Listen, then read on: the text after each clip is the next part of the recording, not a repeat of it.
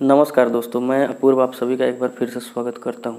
जैसा कि मैंने आपको अपने पिछले वीडियो में बताया था, आखिर वही हुआ जिसका अंदेशा था। मैं उस वीडियो का डिस्क्रिप्शन बॉक्स में लिंक डाल दूंगा, अगर आप लोग चाहें तो पिछले वीडियो को देख सकते हैं। कल पूरे देश के नागरिक शर्मसार हुए, तिरंगा का अपमान हुआ और जितनी घटिया बयानबाजियाँ हो सकती है उतनी घटिया बयानबाजियाँ हुई और देश के सभी नागरिकों को शर्म से झुकना पड़ा। ये पाकिस्तान के एक ट्विटर हैंडल से किया गया ट्वीट है। इसमें देखिए को किस टाइप से इसको लेके उत्साहित हैं और मज़े में हैं। ऐसे भी दुनिया के बहुत सारे देश के जो प्रमुख समाचार पत्र हैं उसका आज का हेडलाइन आप देख सकते हैं कि किस तरह से इस घटना पे वो भारत का मजाक उड़ा रहे हैं।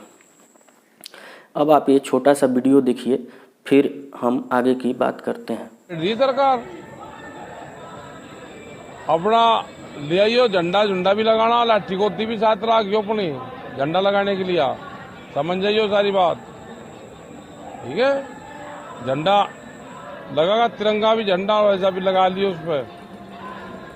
और आ जाओ, बस अब बहुत बोल दिया, अब आ जाओ जमीन बचाने के लिए, आ जाओ, अपनी जमीन नहीं बच रही।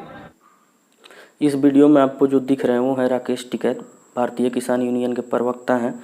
वो क्या समझा रहे हैं कि डंडा लेके जाना, नहीं तो आपका लोग ज़मीन छीन लेगा। कैसे, मतलब इस वीडियो में आप देख सकते हैं कि ये कैसे लोगों को भड़का रहे हैं।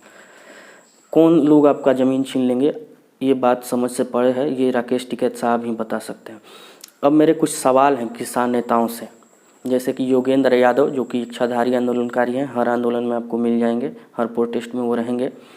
दर्शन पाल, योगेंद्र यादव जैसे किसान नेताओं से कि जब दिल्ली पुलिस के साथ आपने ये समझौता किया था कि हम 11:30 बजे से परेड निकालेंगे, तो उससे पहले आपने परेड निकाला क्यों? दूसरा ये वीडियो देखिए, फिर आगे की बात करते हैं। क्या हुआ बाबा, क्या हुआ अंकल, क्या हुआ?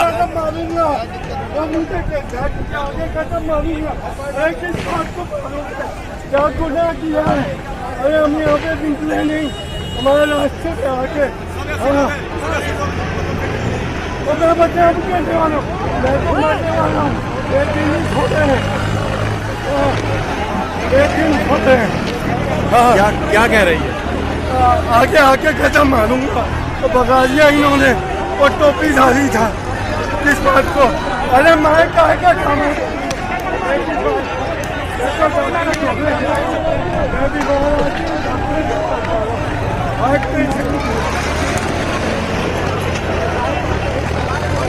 आप यहीं रहते हैं क्या? मैं तो आ रहा था गाड़ी, मैं गाड़ी में लोकल आप? जब ये सब चल रहा था तो आप लोग कहाँ थे? आप लोग टाइम शांति की अपील क्यों नहीं? क्यों आप जब ये सब हो गया फिर 2 बजे के आसपास आप लोग प्रतिक्रियाएं आनी शुरू हुई, शांति बनाए रखी? ये सब हो रहा था तो आप लोग तो थे नहीं, चलिए वो भी हम मान लेते हैं कि आप लोग हर जगह हो नहीं सकते। फिर आप लोग किसी भी एक ट्रैक्टर रैली में लीड करते हुए क्यों नहीं दिखे? आप लोग थे कहाँ?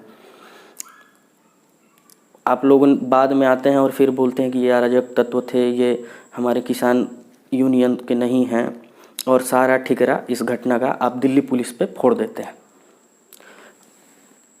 मैं व्यक्तिगत तौर पे कल दिल्ली पुलिस ने जो संयम दिखाया है, इतना सब होने के बाद, इतना सब आपके अराजक तत्व जो गुंडे हैं उनसे सहने के बाद, उसके लिए मैं दिल्ली पुलिस को दिल से सैल्यूट करता हूँ। अब आगे बात करते हैं, जब आपके बस में किसान थे नहीं तो फिर आप लोग किस बात के नेता हैं? जब इन बेशर्म नेताओं को कुछ नहीं मिला, इनको लगा कि देश के नागरिकों का सेंटिमेंट इन लोगों के खिलाफ जा रहा है, तो ये एक पंजाबी एक्टर है जिसका नाम है दीप सिद्धू, उस पे सारा इल्ज़ाम लगा के अपना पल्ला झाड़ लेते हैं। हम इसी वीडियो के अंत में दीप सिद्धू, जिसका फ़ोटो सनी देओल और प्रधानमंत्री नरेंद्र मोदी के साथ वायरल है, आप लोग को पता ही होगा, और कुछ चिरकुट लोग बोल रहे हैं कि ये मोदी ने ही करवाया है, उसको, उनके प्रोपोगेंडा को एक्सपोज करेंगे हम इसी वीडियो के अंत में। अब कुछ सवाल मीडिया से। आप ये लिख या बोल रहे थे कि पुलिस आंसू गैस के गोले छोड़ रही है, लाठी चार्ज कर रही है, तो क्या करे? अपने ऊपर ट्रैक्टर चढ़वा ले, मर जाए? इतना सब होने के बाद भी जिस संयम का परिचय दिल्ली पुलिस ने दिया है, मैं फिर से उनको सैल्यूट करता हूँ। अब ये हैं इंडिया टुडे ग्रुप के पत्रकार राजदीप सरदेसाई। आपको वीडियो में दिख रहा है कि ये व्यक्ति बैरिकेड तोड़ने के चक्कर में ट्रैक्टर एक्सीडेंट करता है और मारा जाता है, जबकि ये बेशर्म आदमी ट्वीट करता है कि इस व्यक्ति की मौत पुलिस के गोली से हुई है। अगर इससे प्रदर्शन उग्र होता है, दंगा होता है, तो इसका जिम्मेवारी कौन लेगा राजदीप जी? मैं आपसे पूछना चाहता हूँ। अगर कल वो प्रदर्शन और उग्र हो जाता है तो इसका जिम्मेवारी कौन लेगा? आप लेंगे? अगर 10 आदमी 20 आदमी मर जाता या कुछ भी हो जाता तो आप उसका जिम्मेवारी लेते, जबकि आप लाइव रिपोर्टिंग कर रहे होंगे या अपने स्टूडियो में बैठे होंगे। इस पे आपको माफ़ी मांगनी चाहिए अपने बेशर्मी के लिए, देश से हाथ जोड़ के। मेरा कुछ सवाल सरकार से भी है। अमित शाह जो देश के गृह मंत्री हैं, दिल्ली पुलिस उन्हीं के अंडर में आती है, उनसे है। जब आपके दिल्ली पुलिस को ये इनपुट मिला था कि इसमें कुछ अराजक तत्व हैं, ये दंगाई लाल किला में फिर घुसे कैसे, आप लोग कब एक्शन लेंगे? सिर्फ उच्च स्तरीय मीटिंग ही होगा या एक्शन भी होगा? इन किसान नेताओं पे हमारी मांग है कि आप NSA लगाएं, इनको बंद करें।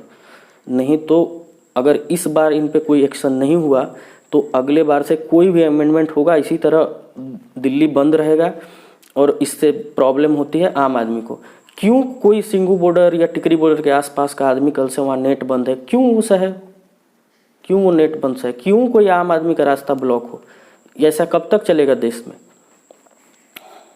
या फिर 7 RCR 7 रेस कोर्स रोड जो प्रधानमंत्री आवास है या गृह मंत्रालय पे ऐसे आंदोलनकारी चढ़ेंगे तभी आप लोग एक्शन लेंगे, या संसद भवन में घुस जाएंगे, या कल परेड के टाइम ही लाल किले में ट्रैक्टर घुसा देते तब आप लोग एक्शन लेंगे? मेरा आपसे ये सवाल है सर, आपको इसका जवाब देना चाहिए। जितना जल्दी हो सके इन सारे लोगों की पहचान करके कड़ी से कड़ी कार्रवाई हो इन पे।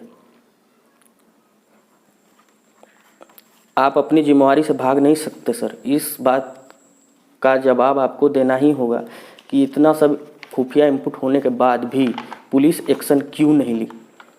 हाँ, ये पक्ष ये भी आ रहा है कि अगर पुलिस एक्शन लेती तो इसका एडवर्स इफेक्ट हो जाता। कुछ हद तक मैं इस बात से सहमत भी हूँ कि अगर कुछ वहाँ लाठीचार्ज या गोली चलाने की नौबत आ जाती तो बहुत सारे इसके एडवर्स इफेक्ट भी हो सकते थे। अब आ जाते हैं दीप सिद्धू पे। ये एक पंजाबी एक्टर है जिसका बहुत ज़्यादा इन्फ्लुएंस नहीं है, जिसका बहुत ज़्यादा फ़ैन फॉलोइंग या उस टाइप का नहीं है।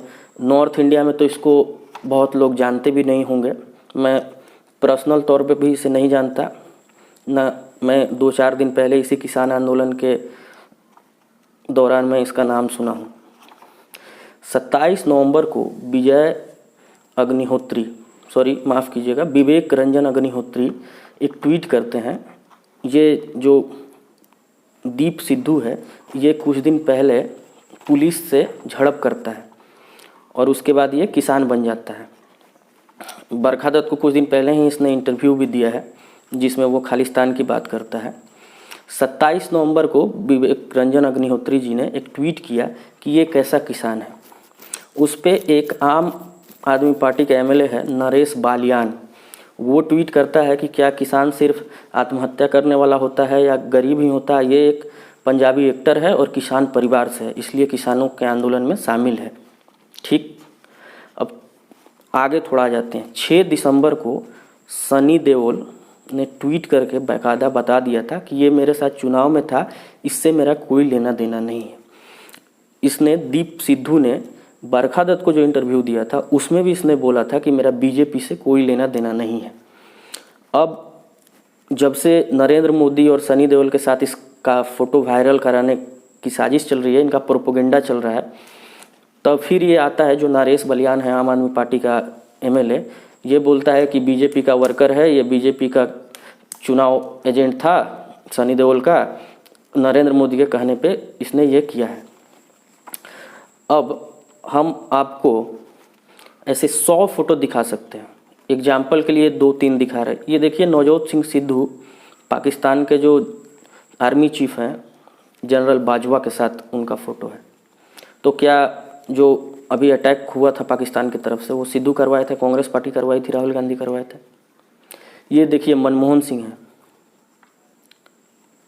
यासीन भटकल के साथ, जो पूरी दुनिया जानती है कि कश्मीरी सेपरेटिस्ट है, ये कश्मीर को पाकिस्तान के साथ ले जाना चाहता है। तो क्या कश्मीर में जो हंगामा होता है वो मनमोहन सिंह उसके जिम्मेवार हैं? मान लीजिए मैं तो बहुत छोटा आदमी हूँ, मैं अगर एक एग्जाम्पल लेते हैं कि आप कहीं जाएं, आप कुछ बड़े पॉलिटिशियन हैं या बड़े एक्टर हैं या कुछ भी वैसे सेलिब्रिटी स्टेटस है आपकी, कोई भी आदमी जो मर्डरर है वो आके आपके साथ सेल्फी ले लेती है, तो अगर वो कहीं मर्डर करेगा तो आप करवा रहे हैं। ये सब घटिया मानसिकता अपने दिमाग से निकालिए। हाँ, मैं मानता हूँ, इस बात में कोई दो मत नहीं है कि वो नरेंद्र मोदी के साथ खड़ा है, साथ में सनी देओल भी हैं, लेकिन ये सब जो बात हो रही है, जैसे सनी देओल ने 6 दिसंबर को ही ट्वीट करके बता दिया था कि इससे मेरा कोई संबंध नहीं है। और ये जो दोगला विधायक है आम आदमी पार्टी का नरेश बालियान, ये 27 नवंबर को इसको एक किसान बता रहा था, किसानों का मसीहा बता रहा था, और कल जब 26 जनवरी को ये घटना हो जाती है, जब मोदी जी के साथ इसकी फ़ोटो वायरल होने लगती है, तब ये बोलता है कि बीजेपी के गुरदासपुर के चुनाव एजेंट है ये, और मोदी के कहने पे इसने ये किया है।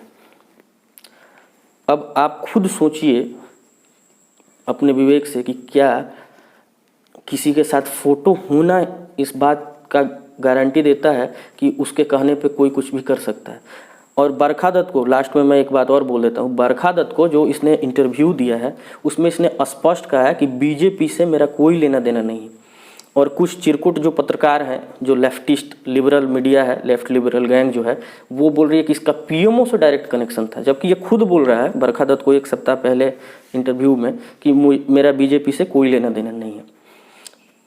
अगर आपको मेरा ये वीडियो अच्छा लगा, मेरा काम पसंद आया, तो चैनल को लाइक कीजिए, वीडियो को लाइक कीजिए, शेयर कीजिए, सब्सक्राइब कीजिए, ताकि आगे भी कोई वीडियो आए तो आपको सबसे पहले मिल जाए। यहाँ तक जुड़े रहने के लिए आपका बहुत बहुत धन्यवाद। नमस्कार।